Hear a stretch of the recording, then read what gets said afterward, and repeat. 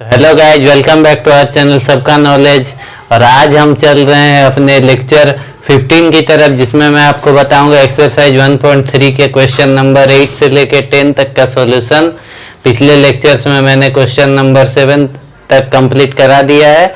आज हम लोग क्वेश्चन नंबर 8, 9 और 10 को देखेंगे। तो आइए सबसे पहले हम लोग देखते हैं एक्सरसाइज 1.3 के क्वेश्चन नंबर 8 को। देखिए क्वेश्चन नंबर 8 में आपको क्या बोला गया है, कंसीडर एफ, जो फंक्शन जो है r प्लस से 4 से लेके इन्फिनाइट तक दिया गया है। ये आपका क्या होता है, डोमेन, और ये आपका क्या होता है, codomain. Given by function F X equal to X square plus 4 so that F is invertible with the inverse F inverse of F given by F. इसको शो करना है कि फंक्शन का जो है, फंक्शन जो इन्वर्टिबल है, इसका मतलब फंक्शन को एक तरफ से प्रूव करना है कि फंक्शन जो है बाइजेक्टिव है, क्योंकि बाइजेक्टिव होने से इन्वर्टिबल हो जाता है। अगर हम लोग बाइजेक्टिव प्रूव कर देते हैं तो हम लोग प्रूव कर देंगे कि इन्वर्टिबल है, और उसके बाद हम लोग क्या, इन्वर्टिबल प्रूव करने के बाद उसका इन्वर्स ये है, ये भी प्रूव करना है। तो आइए चलते हैं, हम लोग देखते हैं। यहाँ पे आपको देखिए कि लाइन आपको क्या बोला, where R plus is the set of all non negative real numbers. देखिए आर प्लस का मतलब आपको यहाँ पे बता दिया है कि आर प्लस जो है क्या है, वो आपका set of non negative real number है। मतलब नेगेटिव रियल नंबर को छोड़ के बाकी जितना है वो सब उस सेट में आएगा। तो आइए सबसे पहले हम लोग देखते हैं, फंक्शन आपको क्या बोला है, आर प्लस से 4 से लेके इन्फिनाइट तक, और आपको कंडीशन क्या दिया है, F X equal to X square plus 4। सबसे पहले आप एरो डायग्राम बनाइए। आर स्क्वायर, आर प्लस आपको क्या बोला गया है, आर प्लस आपको बोला गया है set of all non negative real numbers. अगर आप यहाँ पे 0 पुट करते हैं, अगर आप 0 पुट करते हैं, क्योंकि 0 तो आएगा, नॉन नेगेटिव रियल नंबर मतलब 0 पॉजिटिव भी नहीं नेगेटिव भी नहीं है, पॉजिटिव गिनती में आता है। जब नेगेटिव को हम लोग छोड़ते हैं, जब नॉन नेगेटिव लेंगे तो वो पॉजिटिव का गिनती में आएगा, जब नॉन पॉजिटिव लेंगे तब भी 0 आएगा नेगेटिव का गिनती में। तो आइए देखते हैं, 0 अगर हम लोग पुट करते हैं तो क्या आएगा आपको, 0 स्क्वायर प्लस 4, यहाँ पे क्या आ जाएगा 4। अगर 1 पुट करते हैं तो क्या आएगा, 1 स्क्वायर प्लस 4 5 आएगा। अगर 2 पुट करते हैं तब क्या आएगा, 2 स्क्वायर प्लस 4 मतलब 4 4 8 आएगा। इसका मतलब देखिए 3 वैल्यू के लिए मैंने चेक किया, एवरी यूनिक डोमेन के लिए यूनिक रेंज आ रहा है। देखिए तो यहाँ पे आप लोग क्या लिखिएगा, फॉर एवरी यूनिक डोमेन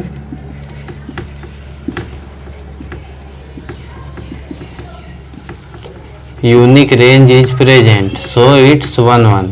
देखिए हर यूनिक डोमेन के लिए आप कोई भी अलग डोमेन आप अपने मर्जी से भी लेके देख लीजिए, उसका पुट कीजिएगा तो वैल्यू जो है रेंज अलग आएगा। कोई भी ऐसा नहीं होगा कि 2 डोमेन का एक सेम रेंज आ जाएगा। इसलिए इसका स्टेटमेंट बनेगा, for every unique domain unique range is present so it's 1 1। देखिए 1 1 तो सबसे पहले हम लोगों ने प्रूव कर दिया। अब ऑन टू, इस तरह के केस में मैंने आपको क्या बोला है, जब देखिए यहाँ पे क्या बोला, 4 से इन्फिनाइट तक चेक करने, आप कितना नंबर को लेके चेक कीजिएगा। मैंने आपको क्या बताया इस तरह के केस में, पिछले बहुत सारे क्वेश्चंस में मैं आपको बताते आ रहा हूँ 1.2 से, कि इस तरह के क्वेश्चन जब रहेगा और 3-4 हम लोग चेक करेंगे और 3-4 रेंज जो है वो ही इमेज आएगा, तो इस तरह के केस में क्या होता है, कोडोमेन जो है रेंज के इक्वल हो जाता है। क्योंकि 3 वैल्यू आप चेक किए, तीनों पे अलग आया, और इन्फिनाइट तक तो आप चेक कर नहीं सकते, कितना वैल्यू बैठा के चेक कीजिएगा। तो इन्फिनाइट तक जब वैल्यू बैठाना होगा और 3-4 पे सही आते रहेगा, तो इस तरह के केस में क्या होता है, कोडोमेन जो है रेंज के इक्वल हो जाता है। तो कोडोमेन जब रेंज के इक्वल हो जाता है तो आप लोग क्या बोल सकते हैं, सो इट्स ऑन टू। और जब कोई फंक्शन 1 1 भी है और ऑन टू भी है, इसका मतलब फंक्शन जो है क्या है, बाइजेक्टिव भी है। और अगर फंक्शन बाइजेक्टिव है तो उस स्टेटमेंट को याद कीजिए जो मैंने नोट बॉक्स में लिखाया था। अगर इस फंक्शन जो है बाइजेक्टिव भी है तो फंक्शन क्या होगा, इन्वर्टिबल भी होगा।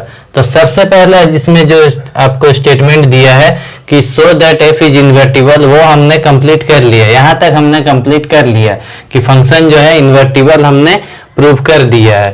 अब हम लोग चलेंगे किसकी तरफ, इसका इन्वर्स ये होगा, ये हम लोगों को प्रूव करना है। तो आइए इसको मिटा देते हैं।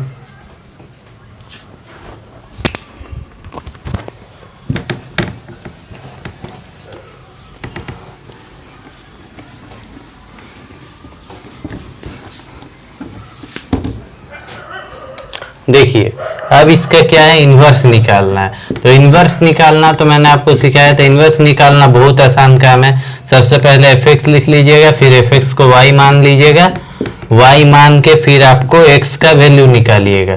तो देखिए इधर x आ जाएगा, इधर स्क्वायर, इधर रूट हो जाएगा।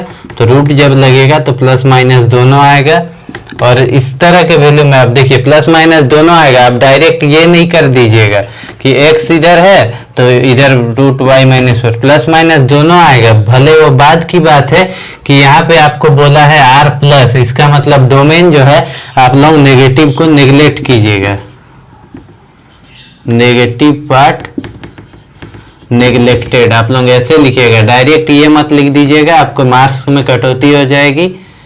ऐसे लिखिएगा क्योंकि आपको यहाँ पे डोमेन में सिर्फ पॉजिटिव बोला है, नॉन नेगेटिव बोला, इसीलिए आप लोग नेगेटिव को नहीं लीजिएगा।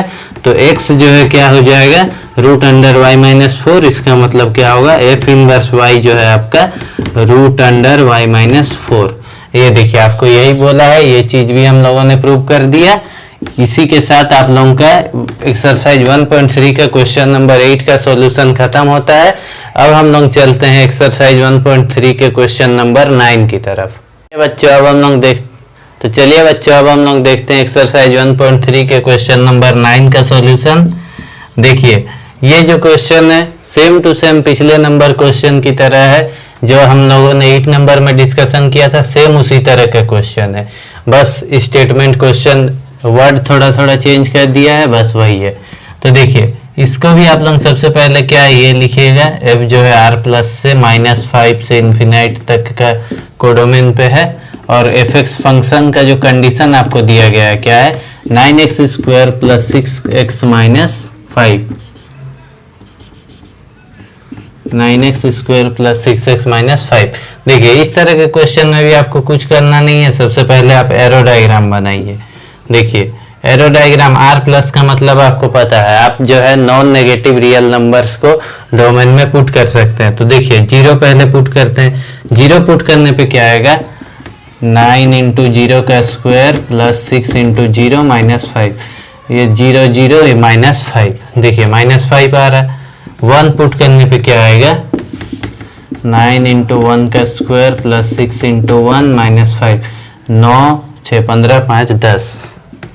2 पुट करने पे क्या आएगा, 9 into 2 square plus 6 into 2 minus 5, 36 plus 12 minus 5, 43। देखिए ये पुट करने पे 43 आ रहा। तो देखिए सेम पिछले क्वेश्चन की तरह फंक्शन जो है 1 1 भी होगा, क्योंकि हर यूनिक डोमेन के लिए देखिए आप यूनिक रेंज है।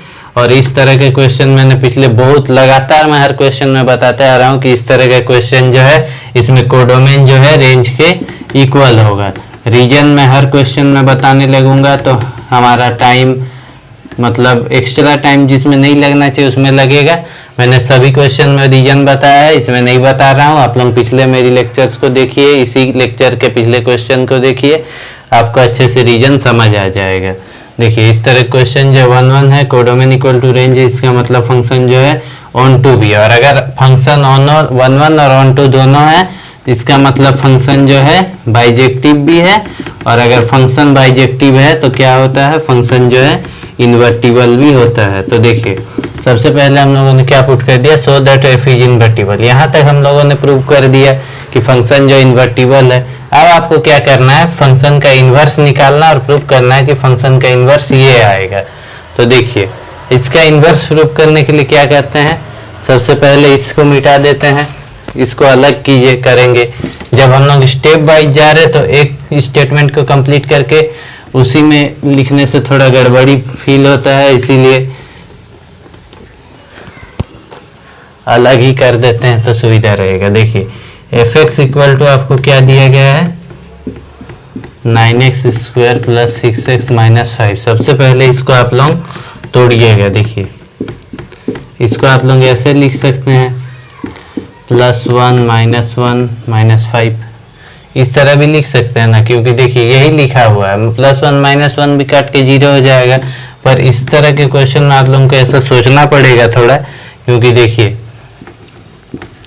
इसको ऐसे आप लोग अगर कर दिए ना 9x स्क्वायर प्लस 6, तो इसको आप लोग ये तीन को मिला के आप क्या लिख सकते हैं 3x प्लस 1 का स्क्वायर, और इसको -1 -5 को आप लिख सकते हैं -6। देखिए ये चीज़ आप लोगों को सोचने में समय लगेगा, लेकिन हर क्वेश्चन में ऐसा करना नहीं है। और जैसे ही आप लोग क्वेश्चन मेरे साथ प्रैक्टिस करते रहिएगा, आप लोगों को खुद समझ आता रहेगा कि कहाँ पे ये कॉन्सेप्ट यूज करना है। तो आइए देखिए, इसमें इतना ज़्यादा टेंशन लेने का जरूरत नहीं है। अब हम लोग जो fx इतना ले आए, तो अब हम लोग क्या करेंगे, fx को y मान लेंगे। y मानने के बाद fx को देखिए y प्लस 6 इधर आया प्लस में 3x प्लस 1 का स्क्वायर। अब जो है स्क्वायर इधर आएगा तो रूट में आएगा, ये भी आपका प्लस माइनस होगा, इधर 3x प्लस 1, ये भी प्लस माइनस होगा, पर नेगेटिव जो है आपका क्या होगा, नेग्लेक्टेड होगा, क्योंकि सेम पिछले नंबर 8 नंबर की तरह क्वेश्चन है जिसमें आपको r प्लस बोला है। इसका मतलब डोमेन में आप माइनस वाला नंबर रियल नंबर नहीं ले सकते, तो इसमें माइनस को नेग्लेक्ट करके आप लोग प्लस को लीजिएगा सिर्फ, और इसको देखिए प्लस वाला को लेंगे और ये 1 इधर आएगा तो माइनस में आएगा, इक्वल टू 3x, फिर root y plus 6 minus 1 equal to, इधर 3 है इधर मल्टीप्लाई में, इधर जो है आपका डिवाइड में आ जाएगा। x इक्वल टू इतना आ गया, इसका मतलब आप लिख सकते हैं f इनवर्स y जो है आपका क्या आ गया, y प्लस 6 माइनस 1/3। ये देखिए आपका ये प्रूव हो गया। अब हम लोग चलते हैं एक्सरसाइज 1.3 के क्वेश्चन नंबर 10 की तरफ, जो आज के हमारे लेक्चर का आखिरी सवाल रहेगा। देखिए बच्चों, अब हम लोग आ गए हैं अपने आखिरी क्वेश्चन पे आज के लेक्चर के, जो है हमारा एक्सरसाइज 1.3 का क्वेश्चन नंबर 10। देखिए इसमें आपको क्या बोला है, ये जो क्वेश्चन है, लेट f जो है x से y पे है, be an invertible function so that f is unique inverse. इसमें जो है देखिए आपको कोई नंबर नहीं दिया, कुछ नहीं दिया, ये जो है बहुत छोटा सा इसका आंसर है, बहुत आसान क्वेश्चन है, पर ये जो है बहुत कंफ्यूजन वाला है। मतलब आप लोग अचानक से अगर एग्जाम में देख लीजिएगा तो आप लोगों को समझ नहीं आएगा कि बिना नंबर का हम लोग इसको क्या प्रूफ करें, क्या प्रूफ करना है, यहाँ पे कुछ समझ नहीं आएगा। तो आइए देखिए, इस तरह के क्वेश्चन में बस थोड़ा सा स्टेटमेंट है, आप लोग एक तरफ से मैं बोलूँगा समझ जाइएगा, तो समझ तो जाइएगा, पर इसको याद अगर कर लीजिएगा, क्योंकि ऐसा क्वेश्चन है नहीं ज़्यादा क्या, शायद मेरे हिसाब से एक ही यही क्वेश्चन है, तो इसको याद कर लीजिएगा अगर, तो ज़्यादा अच्छा रहेगा। और नहीं भी कीजिएगा तो चलेगा, क्योंकि इस तरह का क्वेश्चन बोर्ड एग्जाम में ज़्यादातर आता नहीं है, मतलब पिछले कई सालों से नहीं आया है, तो फिर भी कर लीजिएगा आप लोग। देखिए इस तरह के क्वेश्चन में आपको क्या प्रूफ करना, सो that f is unique inverse, मतलब f का एक यूनिक इनवर्स है। तो सबसे पहले हम लोग इसको एज्यूम करेंगे, let f has 2 inverse. Proof 1 करना है, पर हम लोग क्या एज्यूम करेंगे यहाँ पे, 2 इनवर्स G1 एंड G2। देखिए मानेंगे ये। अब हम लोग इसको देखिए 2 इनवर्स है G1 और G2, तो हम लोग इसको इस तरह से लिख सकते हैं, f of G1 equal to f of G2 करके इसको सॉल्व करेंगे। देखिए मैं बोल रहा हूँ इसको, अगर आप लोगों को सही से नहीं भी समझ आया ये क्वेश्चन, तो आप लोग इसको याद कर लीजिएगा, क्योंकि ये बहुत कंफ्यूजन वाली क्वेश्चन है। बस आप ही लोगों को नहीं, हम लोगों को भी हमारे समय में लगा था।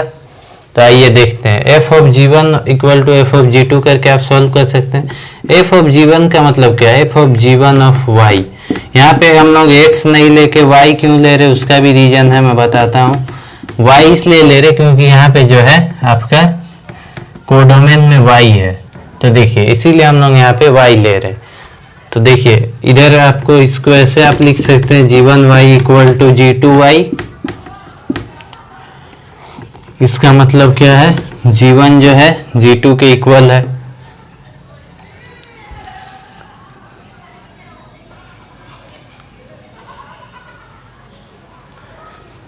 तो देखिए G1 जब इक्वल है G2 के, तो आप लोग इसको इस तरह से लिख सकते हैं, G1 and G2 are two same inverse of F. They cannot be different. मैं जानता हूँ आप लोगों को ये क्वेश्चन में कंफ्यूजन हो रहा होगा इसमें, लेकिन कोई शंका की बात नहीं, क्योंकि आप ही को नहीं बहुत जन को होता है, मुझे भी हुआ था। इसमें कोई ये वाला बात नहीं, लेकिन है थोड़ा सा स्टेटमेंट है, आप लोगों को 12th क्लास में आप लोग इतना तो आराम से याद कर लेंगे। तो देखिए, इसी के साथ आज का हमारा लेक्चर ख़त्म होता है। अगले लेक्चर में हम लोग एक्सरसाइज 1.3 कंप्लीट कर लेंगे और आशा करता हूँ कि आगे 1.4 का इंट्रोडक्शन चालू हो जाएगा कुछ ही क्लास में। तो देखिए, आज के लिए बस इतना ही रखते हैं। अगर आप लोगों ने मेरी वीडियो से कुछ सीखा है तो मेरी वीडियो को लाइक कीजिए, हमारे चैनल को सब्सक्राइब कीजिए और पढ़ते रहिए। धन्यवाद।